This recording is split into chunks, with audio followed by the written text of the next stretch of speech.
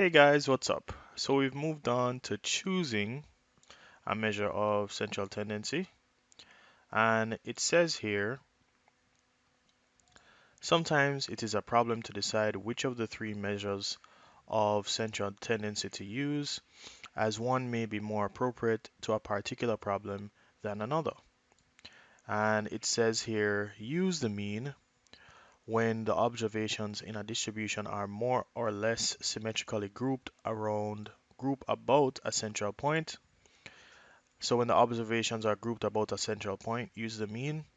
When the measure of the central tendency will also form a basis for the other statistics. So when the central tendency forms this type of basis, meaning something that you can rely on for whatever you're solving, use the mean. When the problem requires the combination of the mean with other means of other sets of data measured on the same variable.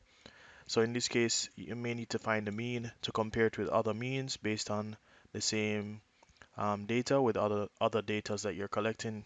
Maybe let's say, for example, you're collecting the height of um, boys across Jamaican high schools, and you may need to compare the mean with the other means. So that's a good example of when you should use the mean. All right, guys. So cool. So this is really important. We should know when to use the mean, and we're gonna move on to when to use the median and when to use the mode. All right, guys. Okay, guys. So now we're gonna be looking at choosing a measure of central tendency for the median. All right, guys. And it says when the problem calls for knowledge of the exact midpoint of a distribution, that's when you use the median.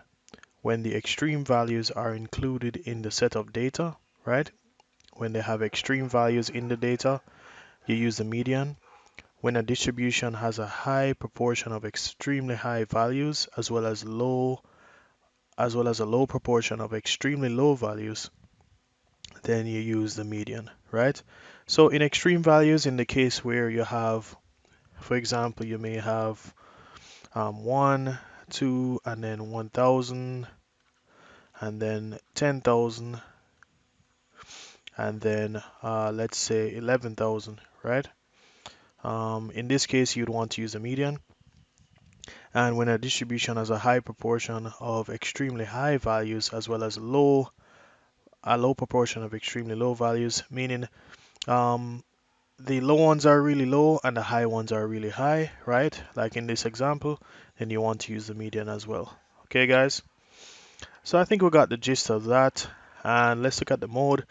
For the mode, you use the mode when you want a quick and approximate way of determining the central tendency, right? So for example, you want to just find what would be the central tendency really quickly. Let's say you have 1, 2, 2, and 3 here.